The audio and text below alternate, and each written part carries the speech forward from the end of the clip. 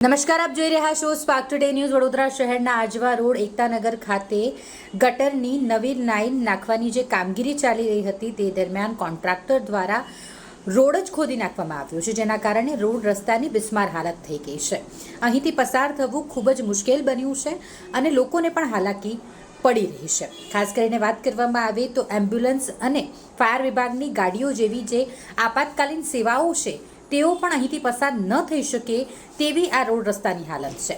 સ્કૂલમાં જતા જે નાના બાળકો છે તેઓને પણ કિચડમાંથી જવા માટે મજબૂર તેઓ બન્યા છે.